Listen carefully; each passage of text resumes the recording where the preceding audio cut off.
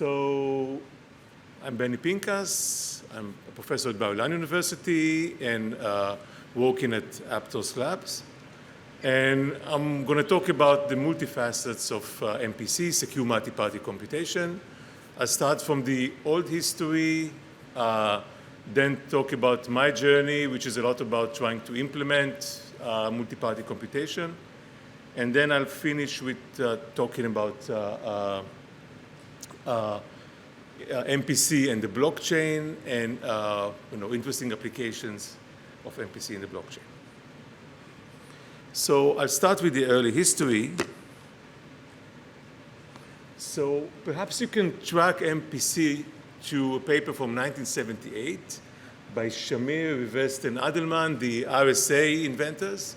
And the paper is called Mental Poker, How to Play Poker over the Internet, or over the phone. They didn't have the Internet back then.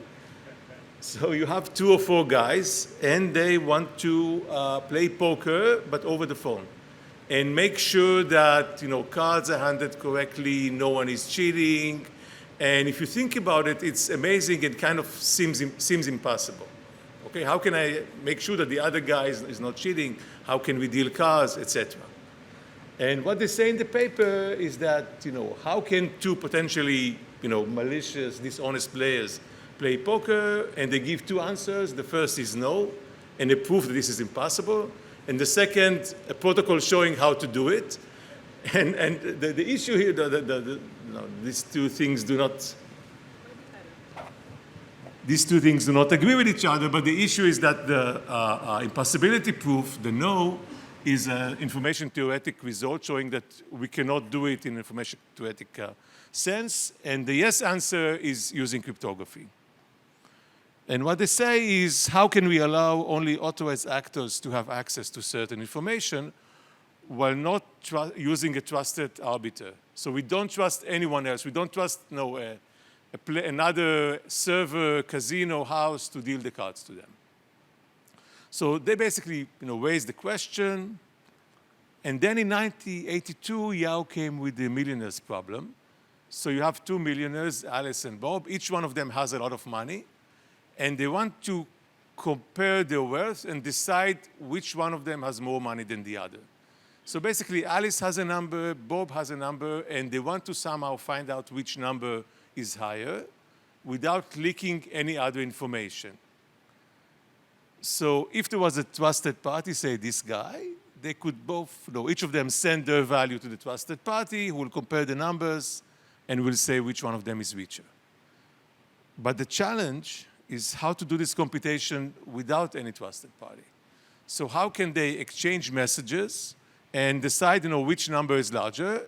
And this seems kind of impossible. Like most people who are not working in cryptography, if you think about it, it's unclear how to do it. And even if you know about encryption, encryption is good to hide this communication channel from everyone who might be listening to it.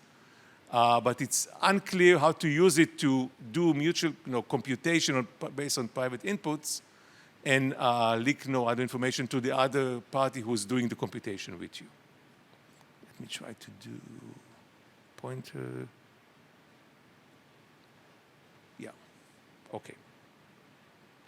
So Yao raised this problem like 40 years ago. And then there was a series of papers, the paper where he raised the problem, and he actually gave a solution, but not a very efficient one. And then a paper from 1986, which is attributed to actually showing the solution to the problem. But if you read the paper, you don't see the solution there in the 86 paper. And actually, people say, because I haven't been there, that he described the solution in the talk, but it's not written in the paper. Okay? And the solution is based on garbled or encrypted circuits. I won't go into the details, but basically, you take the function that you want to compute, say comparing 2 numbers, and you represent as a Boolean circuit using gates like AND and OR and NOT. And then for each gate, you build a small table of encrypted values, and you do some cryptographic tricks, and this enables you to compute this function. Now, the nice thing here is that the solution he gave here using a circuit is not only for computing, comparing numbers. any computation that is run in polynomial time, we know from the theory of computer science, of complexity, that it can also be computed by a circuit of polynomial time. So this solution is not just for comparing numbers, it's for any efficient computation.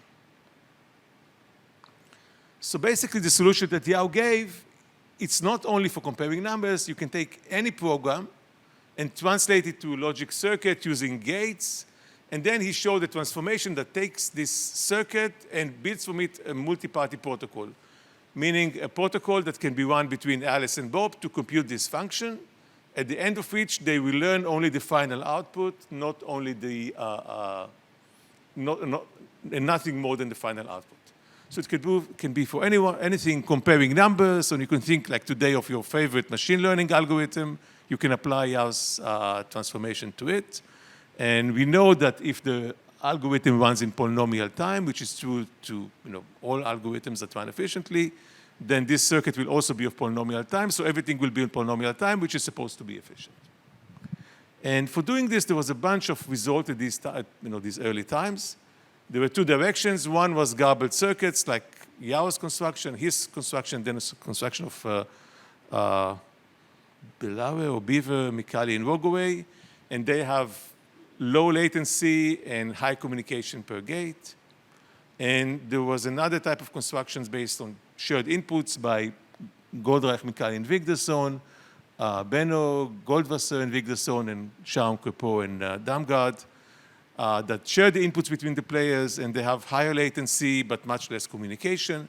I won't go into details, but it's nice to look at the papers, at the titles at least. So this is the paper by Goldreich, Mikali, and Wigderson. And, some things to highlight is show how to play any mental game. Not only poker, but the solution is good for all games, all computation, they solve it. So this is like extremely good. The thing which raises some suspicion is that they claim they show a completeness theorem. So they don't show in a computer program, they don't show implementation system, they show a theorem showing that this is possible in principle. And also this is for many players, it's only good if you have an honest majority, if most of the players are honest. But this theorem is the thing that is good theoretically, but not so much if you want to build system. So just to make sure we're on the same page, when we talk about generic MPC, we have several players, in this case 5 players. Each one of them has his or her own input, x1 up to x5, say, and there's some function they want to compute. Say the sum of the numbers or any other function, machine learning, whatever, and they want to compute and know the final output and no other information about the inputs. And the MPC protocol, the thing that was designed in the previous, in the papers listed in the previous slide, enables these guys to exchange messages. It tells them which messages to exchange. At the end of the exchange of messages, they will learn the output, f of the inputs, and nothing else about the inputs. So they will learn, so if they know that, say, the sum of all 5 inputs is, say, 100, and the first player knows that his input is 5, he knows that the sum of all other 4 inputs is 95, but nothing more than that, okay? And this seems like magic. How can they do this without leaking no information except for the final output? But this was shown how to do it. if we think about something that is of a lot of interest to cryptography, to cryptocurrencies and blockchain, which is threshold cryptography.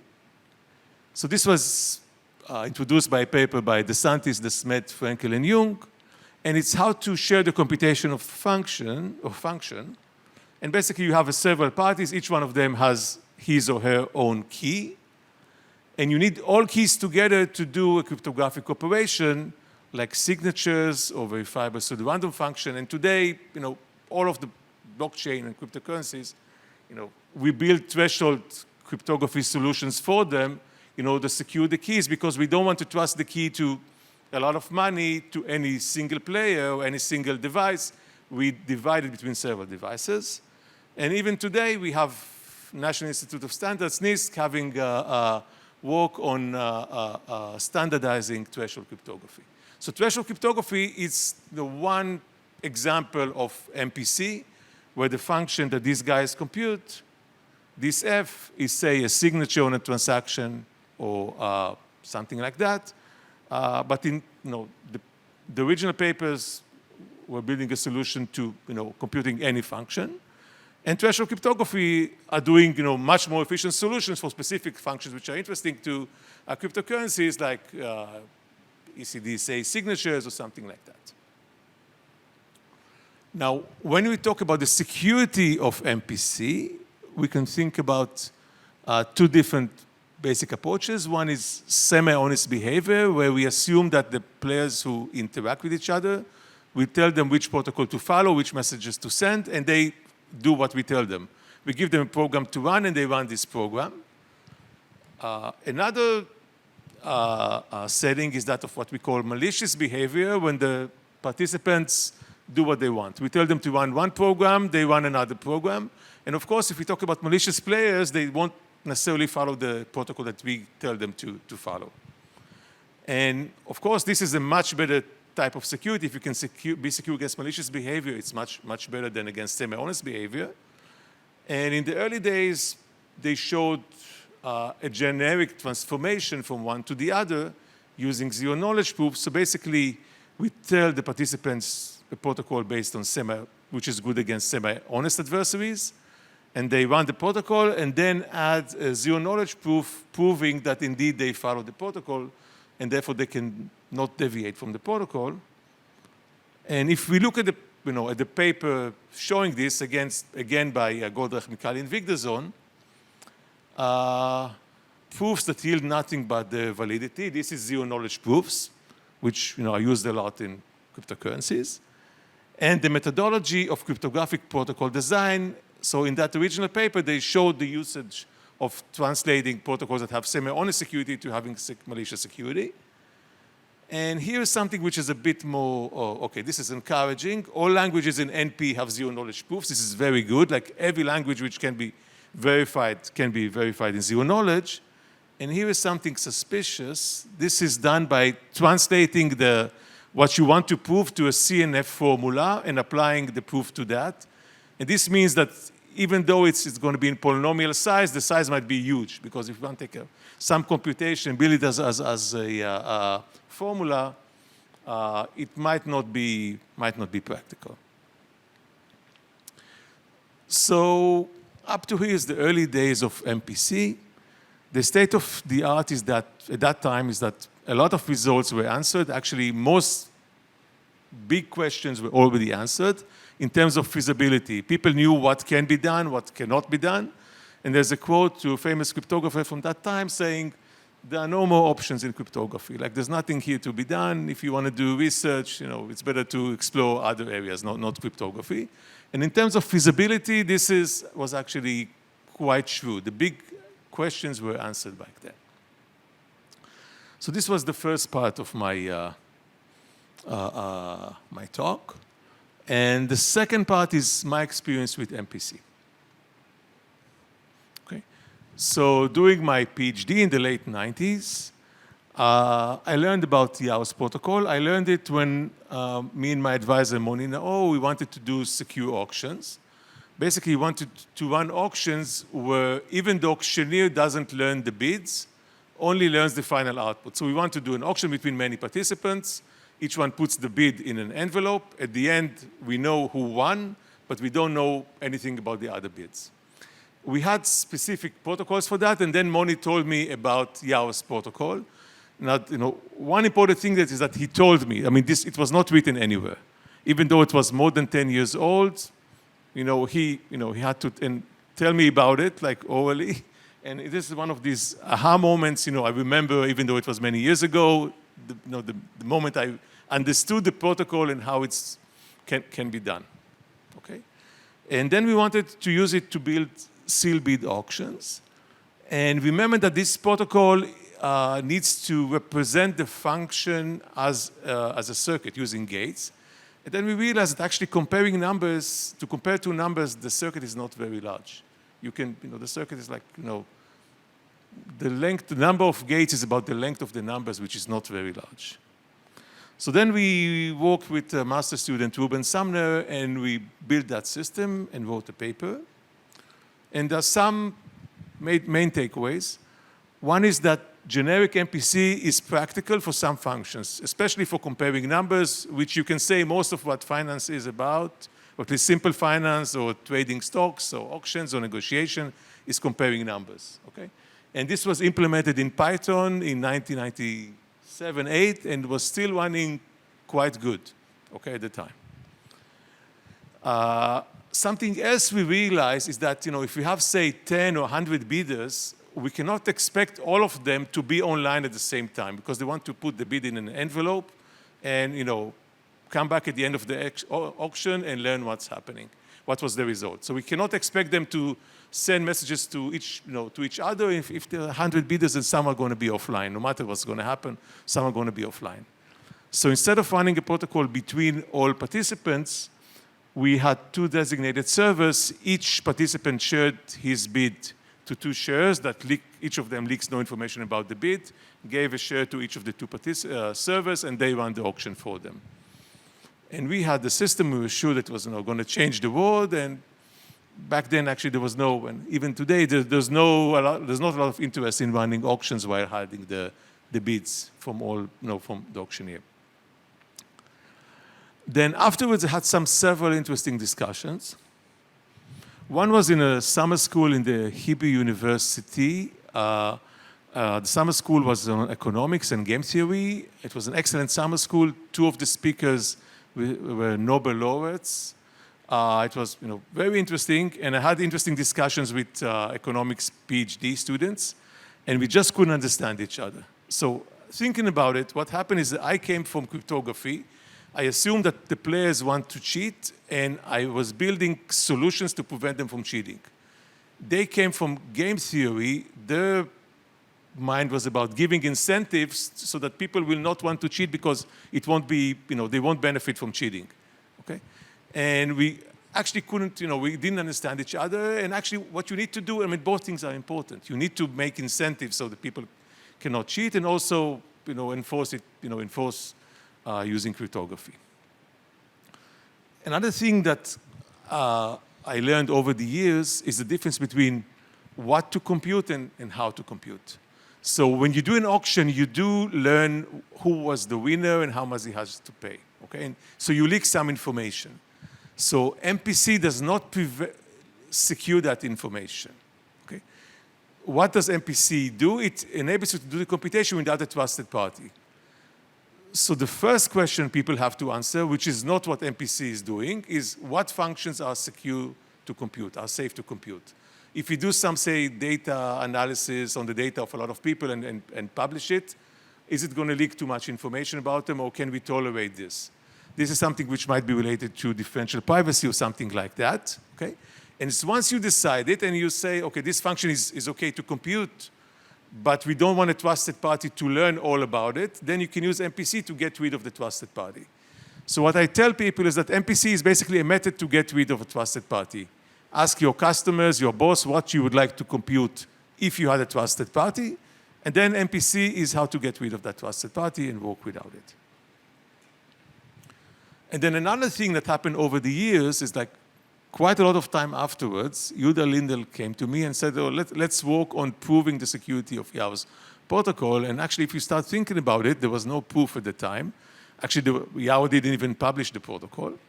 And then we actually had to work quite a lot to prove security.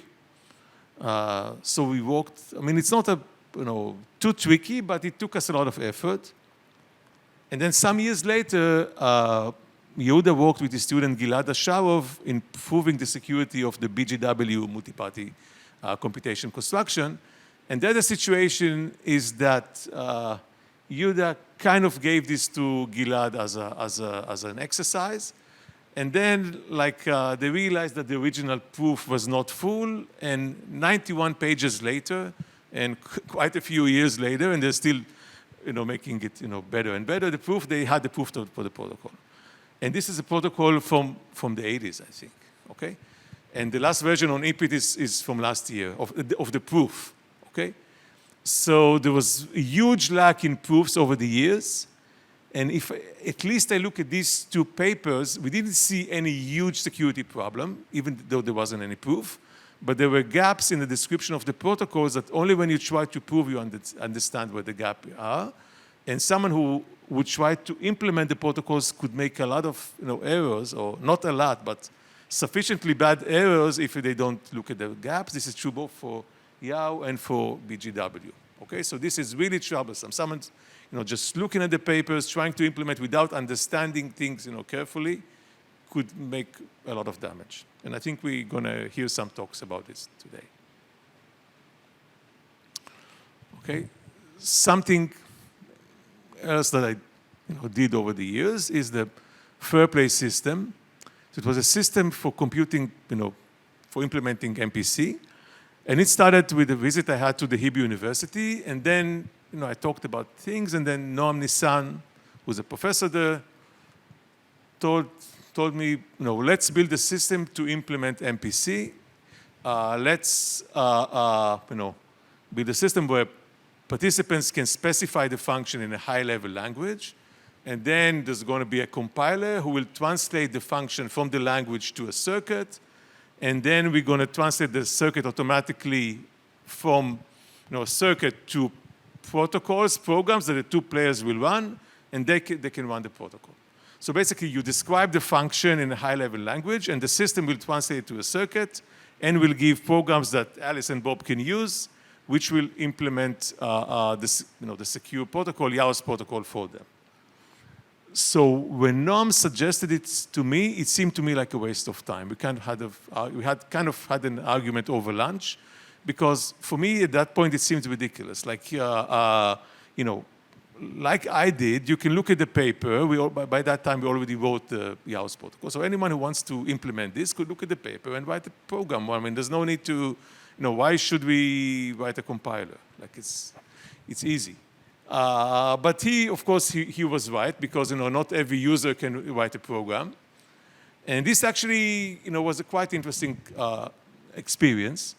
First, we realized a lot of interesting questions, like the program doesn't run as fast as we want, and then we realized there are cache issues, memory issues, which before we just write things on paper in LaTeX or with a pen, and we didn't understand these issues. And they actually raised very interesting research problems, how to, say, make the computation more local. Also, when you implement, then if you have an improvement that, say, makes the computation runs, twice as fast, it's quite interesting. Before, we only cared about asymptotic improvement. So if you have an improvement that makes things run twice as fast, it's not interesting. If you run it like, faster by a factor of log n, that's much more interesting, okay? And I remember that, at that point, I even remember that a few years ago, I had some improvements in the circuit size, which were about like 25% improvement or so. And I didn't write them because I didn't think they were, it was worth it to write them down. And then after we started implementing, I had to try to remember what were these improvements, because now it's actually interesting. So this was very interesting. And these days, we have to implement everything and to show that it's actually, practical enough. And there's also interesting questions coming up. So this fair play system, which was done with Dalia Malchi and Noam and Yaron Sela, was actually quite impactful. It didn't run extremely fast, but when people have seen the demo, they actually realized that you can actually implement MPC. And I heard from several people that this was like the turning point where they started actually thinking seriously about MPC. The demo, you could run I wrote a high-level program, say, for comparing the two numbers, showed how to compile it, and then showed the MPC protocol, and this was quite impressive at the time. And then another story from the early days of implementing MPC, it's about the Tolby survey. So the Tolby survey is a survey between computer science department in the United States about many things. It's done every year.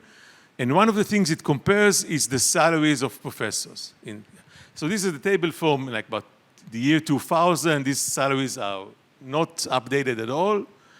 But you see that you compare the salaries of the 12, say, these are tiers. So these are 12 top computer science departments and the second 12, and all of them. And you compare salaries of professors in different levels, the maximum, the minimum, mean, and the maximum, etc. And then at that point, the Tolby survey, they wanted to not only compute the maximum, but actually do more analysis. So they needed from the departments not only to get the maximum salary in each department, but the list of all salaries. And this was kind of sensitive data, and some computer science departments didn't want to give this data. So then together with John Feigenbaum and two of her students, Rafi and Felipe, we built a system to implement the Tolby survey securely. So the computation is very simple. I mean, you take a lot of numbers, you add them together, you compute the sum, you compute the average. It's very simple, okay? In terms of theory, there's nothing here. But this raised a lot of, because here, for the first time, we had actual customers, like these computer science departments, okay? This raised a lot of interesting questions that we were not aware of, okay? First, how would they run the computation? So we have like 12 departments. There's no way in the world that 12 department heads will be online at the same time. I mean, they're different time zones, they're busy, they cannot be online at the same time, okay? It's not that, that we fear that, more than half of them will collude to learn salaries in another department, but they won't be able to do these things, together. So instead, what we did as in the auctions, each department takes this data, divides it to 2 shares, and sends the shares to 2 servers who do the computation. So basically, we have a separation between input providers, the computer science departments, and the computation servers who will do the survey for them. And then if we want to compute all kinds of statistics, we realized that sorting is what we need to do. So we implemented sorting using sorting networks, etc. And then we had the tool, and then we had some real-world problems, like UI, how do you enter the data? And then how do we handle data that doesn't arrive? Like, one university doesn't give data, what should we do? I mean, we already built a circuit that expects data from that university. And we do some sanity check if, some professor, the input for, the salary of that professor is, 100 million trillion, then that's probably not a good result. So we have to check that the numbers are sane, etc. So these were actually very interesting, not interesting, but issues we realized that actually we have to handle. And then we expected they will use it, but they didn't use it at the end. And the reason is, the system was good, but if you end up talking with those running the survey, they wanted to see all the data. So in the fight between those who didn't want to provide the data, the computer science departments, and those who wanted to see all the data because it was interesting and wanted to do maybe another analysis a few years later, those who want to see the data won, and they didn't use the system. Okay. And then just in a couple of words, I'll describe the experience I had in recent years. Most of what I did was MPC for data analysis. One is private set intersection, where you have 2 or more parties. Each one of them has a set of data, and they want to find the intersection or some computation about the intersection, and nothing else. This is good. This is very useful in advertising and similar areas. And another thing is encrypted database operation, when we want to share data between some servers and run all kinds of database queries on it. So we did both of these things. And this was interesting for several reasons. One, these are really useful applications. This is done by the advertising industry a lot, okay? And this is also seemed to be quite useful.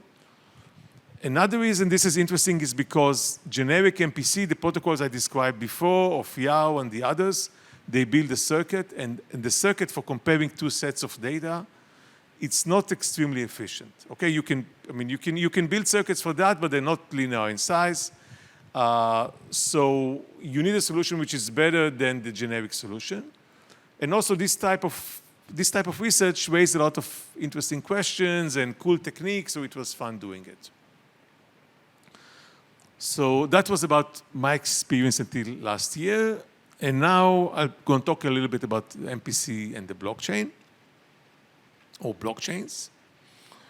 And before that, I'll talk a little about the Aptos blockchain. For the last year, I've been working at Aptos, which is a layer 1 company, a company being a layer one, building a layer one blockchain. Aptos is a proof of stake blockchain. We have about 100 validators, and decisions are made by validators that have at least 1/3 of the stake. Each validator has a different amount of stake. We need 1/3 to make a decision. So if the previous constructions of MPC, which I haven't described, but a lot of them are based on secret sharing, here we need weighted secret sharing, because we don't need 1/3 of the 100 validators. We need validators that have together 1/3 of the stake, and each one has a different weight. Okay, so this is a different type of problem.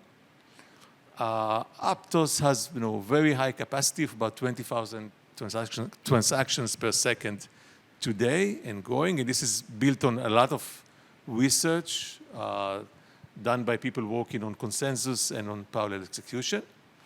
And also, and this is very good for applications, it has sub-second finality. Each block is ready by something like 1 second. So if you submit something for implementation, it is ready within 1 second. It's on the block and published within about 1 second. Okay. And the question is, how can MPC leverage blockchains? It's a different question than how we can build blockchains better using MPC, okay? It's not about threshold signatures. It's about, suppose we have a blockchain, and we do have a blockchain, how can we use MPC to build things on top of it? So one thing that we can do is that the validators or smart contracts will run MPC, so they won't learn the information of clients.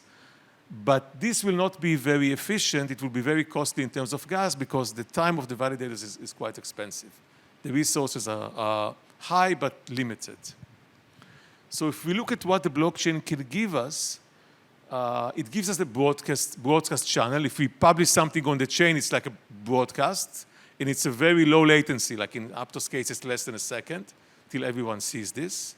And they cannot claim that they haven't seen this. Everyone sees the same thing. And also, clients can deposit a collateral, okay?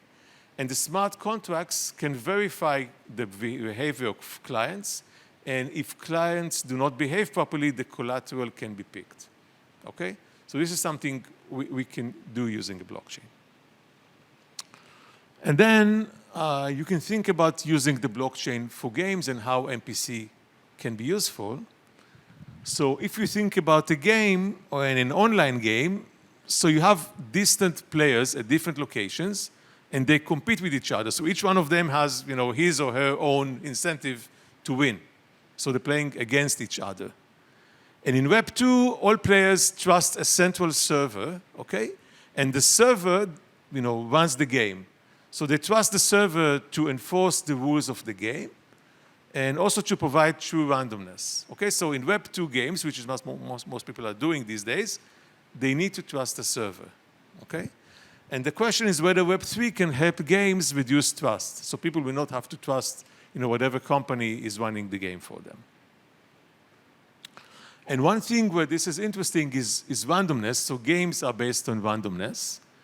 So there are different types. One is games like action games or backgammon, where you need the random numbers. So in an action game, you play against the boss, and the decision whether it's going to attack you from the right or from the left is by some random number, okay? And it needs to be true randomness. And in backgammon, you roll the dice, it should be truly random.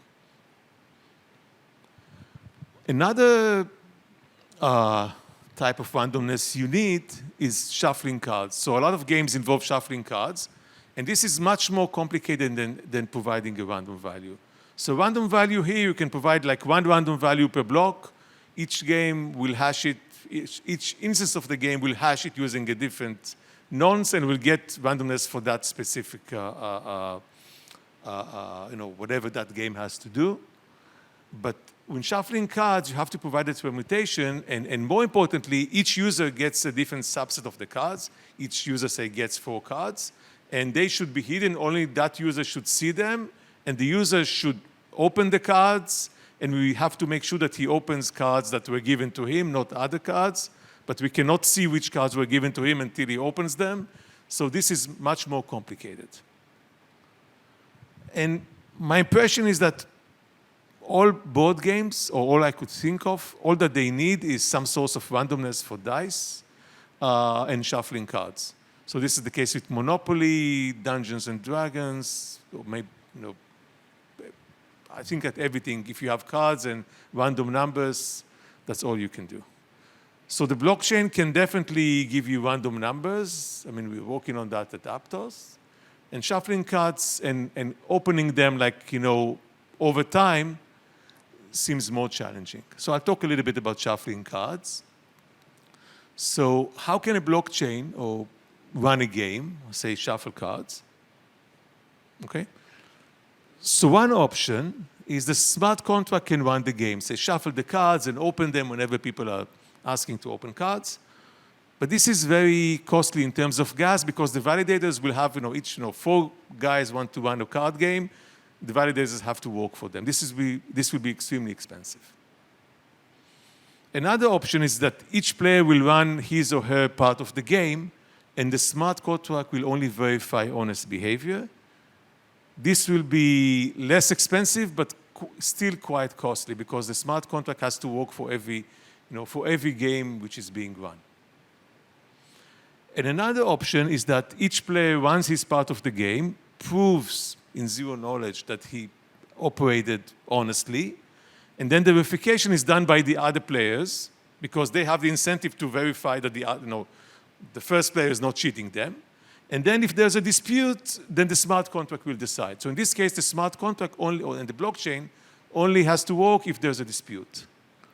So this will be much cheaper in terms of gas, and also gives you better trust because as a player, I don't have to trust the validators.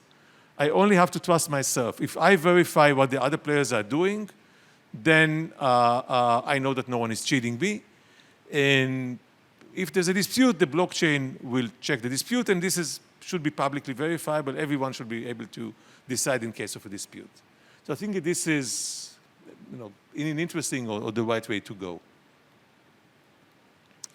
Now, how can you do a card game? So in the setup, each player deposits some collateral, something that he or she can lose. This could be either financial, but it also can be the reputation. If you've been playing a game for a month and you have a certain ranking, this is your collateral. You don't want to lose this. Okay? And then in cryptography, we're going to use here encryption. We're going to use El-Gamal encryption. The important thing about it is that it's re-randomizable. Giving an encryption of a value can re-randomize it, so it will still encrypt the same value, but people will not notice that that the second encryption was generated from the first one. And each player will publish a public key plus a proof of knowledge that he knows the private key of this public key. And the public key of the game will be the multiplication of all the public keys, meaning, and I don't go into the technical issues here, that in order to decrypt, you need all players to cooperate to decrypt. I mean, no one can know what is encrypted until all players collaborate to decrypt. Now, to shuffle, we encrypt the cards, say the numbers from 1 up to 52 in order. And then each player will shuffle the cards one by one. So the first player will shuffle the cards, will give them to the second player, who will shuffle them, and so on among all players. And what's also important is each player will prove correctness, will prove that he shuffled the cards correctly, and I'll go into this in a minute. And then to play, then the first 4 cards are given to the first player. All other players are going to help that player decrypt. And then the next cards are going to give in to the second player, etc. And then if I want to open a card out of the 4 cards I gave, I show a value and a zero knowledge proof that it's an encryption of one of the cards I got, etc. Okay? So this is like almost standard cryptography. And then if someone is caught cheating because the proof is not correct, then the collateral is being picked, either the money or the ranking of that player. So let's look at shuffling cards. So we start with an encrypted deck of cards. The first player shuffles it, and also re-randomizes the encryption, so no one can see how the output relates to the input. And then the second player shuffles it, and then the third player and fourth player shuffle, and then we get a list of cards, and we know that if all of them shuffled correctly, then this is a shuffle, a permutation of the original values. And what's important is that each player, say the second player, knows that if he shuffled the cards correctly, then even if all other players are colluding, they don't know what is the shuffle at the end. So no player has to trust anyone except for himself or herself. And the important thing is that this player should be able to verify that the other players are computing a shuffle. That the last player is not just encrypting a deck of cards, a new deck of cards with whatever order he wants and puts it as the result, but rather each player is doing a shuffle. So what I'm going to talk here is about simple ways of proving a correct shuffle. So there actually a lot of previous work on proving correct shuffles. It was started from Schaum doing anonymous communication. It's relevant for voting, but in voting you want to shuffle a lot of votes, say like 100,000 votes, and here we only have to shuffle a few dozen cards, so it's much simpler. There are solutions based on SNARKs. I'm going to show a very simple solution which is very simple to implement. So here you start from a deck of cards which are encrypted. Each one is encrypted separately. Here you have the output of the shuffle, which is the same number of cards, also encrypted, re-randomized. And you want to prove that the way you got from x to pi of x is by applying a shuffle and re-randomizing. I don't explicitly write re-randomizing, but each time you shuffle, you also re-randomize each encryption. So what you can do to prove this, you pick another random permutation row and you compute row of x.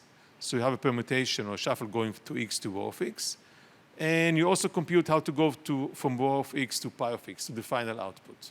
Okay, so I generated x and pi of x. I also generate some intermediate permutation here. And I'm going to publish as the prover the hash of the intermediate shuffle here. And this is what I'm going to give. So if someone wants to verify what I've done, I should have shuffled the deck of cards X. I published this is my shuffle, and I also published a hash of some intermediate shuffle in between. So what the verifier can do, the verifier can flip a coin. If the result is 0, he will ask me to show row, the transformation from x to row of x, and the re-randomization done there. And if the coin is 1, he will ask me to show the transformation from pi of x, the final output, to the intermediate result. In each case, say if he chose 0, he will apply row to the input x. He will re-randomize row, also includes the randomization, get what should be the intermediate value, compute the hash, and compare to this thing. If the output was 1, he starts from here, go backwards, compute the hash, and compare to the value published here. And what you can easily see is that if this output was not generated using a permutation of the input, then at least one of the two steps will fail. So whoever will try to verify me will catch me as cheating with probability at least 1/2. Okay? And also this is zero knowledge, because what I'm going to show him, if it's 0, I'm going to show him a random permutation from x to row of x, which is not related at all to pi of x.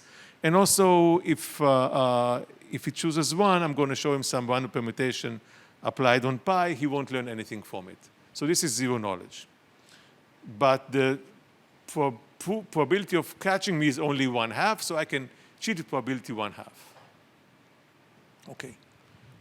What you can easily do, you can use longer chains. So all the stuff in gray, I think I'll skip it. It's how to do it, like, how to actually do it. But if you use a chain of length k, a verifier can catch a cheating prover with probability 1 minus 1 over k. So if a chain is of length 32, I can only cheat probability 1 over 32. And something else you can do, you can use many chains, each one of them, say, of length 2, but I'm going to use chains. So there it's easy to see, still I won't go into the details, that the probability of cheating is reduced exponentially. It's only going to be 2 to the minus r. R is the number of chains. Okay? And then, of course, what you can do, you can use many chains, chains each of length k. So then the probability of cheating is only k to the power of minus r. And something that you can note here is that in the chain of length k, all of the shuffles except for one can be generated using seeds. Okay? The last one is based on the final output pi, which is the same for all of them. So the last permutation, the transformation here, I should give it explicitly as the prover. But for all others, I only need to give seeds, so the communication is minimal. So basically, for each of the R chains, only for one choice, only for one step here, I have to give like the full data. For the rest of them, I don't have to give the full data, just seed. So if you do the numbers, basically the proof size is something small plus the number of cards times the number of chains times 1 minus 1 over k. K is the length of the chain. So if you want to get 2 to the minus confidence, we can say use 80 chains, each of length 2, or we can use, say, 50 chains of length 32, and then the size of the proof is like 15 times the number of cards, which is pretty small, okay, if you have 50 cards. And okay, you can also use the Fiat-Shamir heuristic here because the probability of cheating is 2 to the minus 8. You can be made smaller. And actually, the proof size is not very important because you put the proof on the chain, basically you broadcast it. Then if someone wants to dispute the proof, they dispute it. And then you can delete the proof. And at least on Aptos, if you put something in storage and then you delete it, you get refund for the gas costs of storing on the chain. So actually, it's not very important how large the proof is. So this is a very simple proof for shuffling, and I think you can use it to do card shuffling on the chain. Each player does its shuffle, wait, then the other one. The latency is like 1 second between each player doing his shuffle and the rest. The other one doing the shuffle and doing, so 4 players, it's going to take 4 seconds. You're going to show some nice graphics, and it can be done, and you can be assured that no one is cheating in card shuffling. So this brings me more or less to the end of the talk. I'll give some conclusions. The first is going back to the history. It's important to enable researchers to do curious theoretical research. So this is a photo of Oded Goldreich in his young days doing all these breakthrough results. You see short pants, dyed hair, photo of Madonna on the wall. Okay, it doesn't seem like a serious researcher. Up to a year ago, I was the head of the cybersecurity center at Bar-Ilan University. We had delegations coming from other countries asking about the Israeli experience, people in suits, coming and asking how can you promote good research and an industry based on that research. And I would, in my presentation, I would show this photo of Oded, okay, and say, no, you should give talented people, you should give them the academic freedom to explore what they want. So he explored secure multi-party computation. He didn't have threshold cryptography in his mind, but if you look at the threshold cryptography companies in the Israeli threshold crypto companies or cryptocurrency companies, I have a list of all the companies and how some descendant of Oded, either an academic son or grandson, is working in that company, is one of the founders of that company. So he is the father, free academic research is the father of all that we're doing in the blockchain industry. Also, once we realized that MPC can actually be implemented, okay, then we started implementing it, and a lot of interesting questions came up, which are also interesting by their own sake. And this was also true for zero knowledge, which is, I haven't talked about it, but it's also a huge thing. Threshold cryptography, which is very important for blockchain, is one type of MPC, which is extremely important. And the blockchain revolution introduces a new setting for MPC, like the one I showed you for shuffling, and hopefully we can do very interesting things and very useful things. And that's the end of the talk, and I'll be happy to take questions.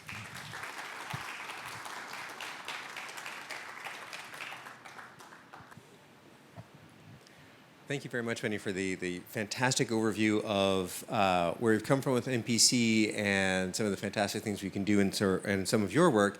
I'm curious, where do you see sort of the future challenges? Like in the 90s, we said that cryptography is basically done. We've surveyed all the feasibility. Where do you see the new challenges in terms of research and theory ahead of what's in industry? What do you see as sort of the interesting parts to look at for, say, a younger researcher looking to get into this field? Okay, so thanks for the question.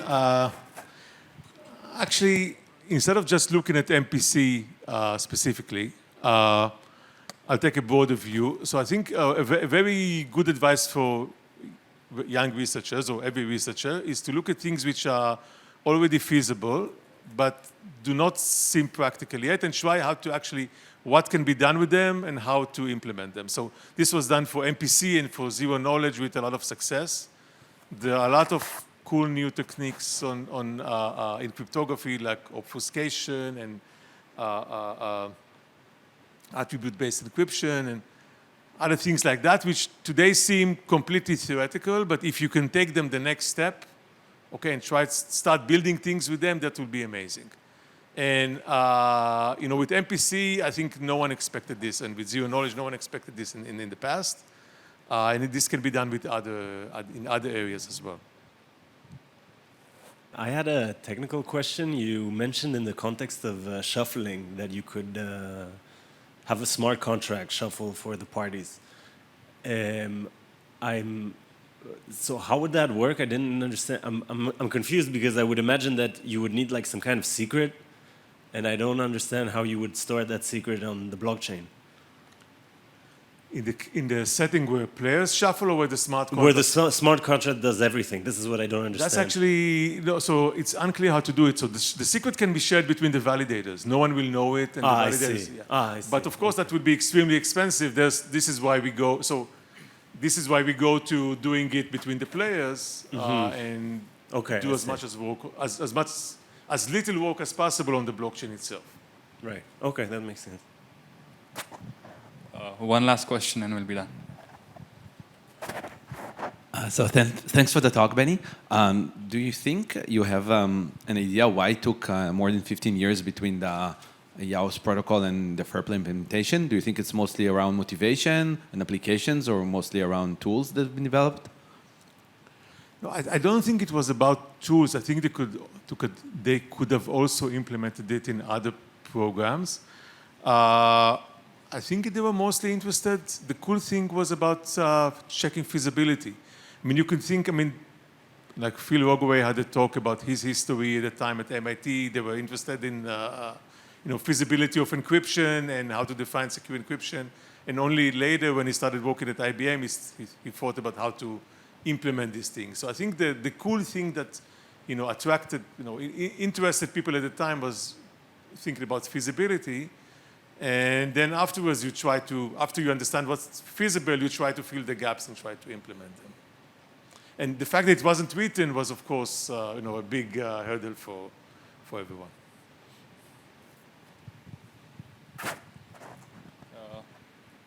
Any more questions? There, yeah. Just two more. We'll take two more. Okay. Would you say the sentiment has changed completely, that now implementations and efficient implementations are valued by the cryptographers community? Yeah, so these days implementations are essential. I kind of say that in the good old days we didn't have to work about implementations. Now we have to waste time implementing things, to write papers. But I think in other areas of cryptography they're not implementing things yet. And hopefully there will be a time when we will realize that we can also do more exciting things, and then we will work on implementing them, and we demand researchers to implement their work.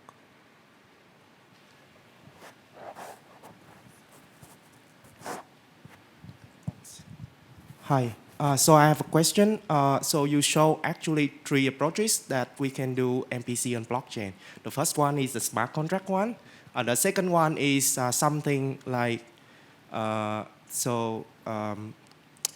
very, very expensive because you have parties that actually have to prove each step, and in the last step, it is sort of like optimistic setting where you actually only solve dispute. But there is also another approach which Partisia blockchain is doing right now. So they basically have some bakers that provide multiplication triples and have the computation nodes to do the computation in the share input setting. So how do you compare this to the three approaches that you mentioned? Okay, so I think what you're referring to is to setting where the servers, I mean, they do a lot of pre-computation, generate triples that enable to do MPC online very efficiently. I think, it's definitely, something useful and makes things more efficient. In the blockchain setting, I'm not sure that the validators can, if you have a lot of, say, everyone playing games in the world will use the blockchain. I don't think that we will be able to have the validators build, pre-process things for all games in the world, or even not for 1% of the games in the world. So we need to do something else. My impression is that it's good to leave the blockchain just to verify that players are operating correctly, but we'll have to look at solutions and then see what's better. Yeah, so my feeling is that like the Partisia blockchain's approach will inherently reach a scalability issue because you cannot have a lot of parties running as servers, right? In that setting. But in this like public verifiability or public verifiability only for dispute setting that you can have more intense computation. Yeah, so, I mean, they're all valid approaches. The question is how much they can scale, and that's a good question. We'll have to actually build things and check. Thanks. I have one question here. Hi, Benny. Hi. Okay. My question is, because you're our keynote, I want to understand your opinion on white papers. So historically, we had academic papers. They were theoretical in nature. There was no need to sort of prove a mathematical theory. There was no need for solutions, architectural diagrams. But in the world of crypto, there is an expectation, almost an expectation before a smart contract is minted. What do you think of the concept of these white papers, light papers, what have yous that people print before, they publish them before they actually make the contract? Like, do you think it's an idea of building in public? Is it healthy? Is it not? What are your thoughts on it? I think it's healthy to build in public. It's healthy to prove. I mean, your adversaries, your attackers are going to know your system much better than the builders of the system know it. So the more public, the more open you build your system, the more secure they should be. At least if there is an incentive for good hackers to look at them, which is in order to get fame or rewards or whatever.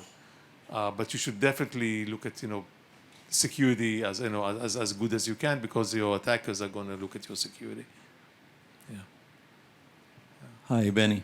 I was wondering whether you think there is a way for MPC to leverage trusted execution environment, and what would be the factors that would make MPC applications use trusted execution environment rather than zero knowledge or other methods? That's a good question. So trusted execution environment, in a sense, if in the initial Alice and Bob photo slide, I had Alice and Bob and some trusted guy in the middle, this old guy that you trust that is not going to cheat you, and trusted execution environments are this old guy that you trust that cannot achieve you. When we know that there were attacks against TEs, but they're not valid in each like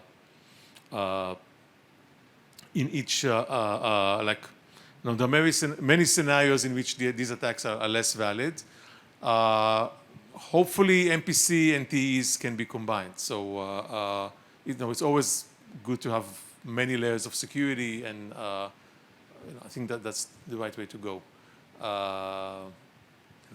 Any applications that you saw that are fitting more or less for TEs, or?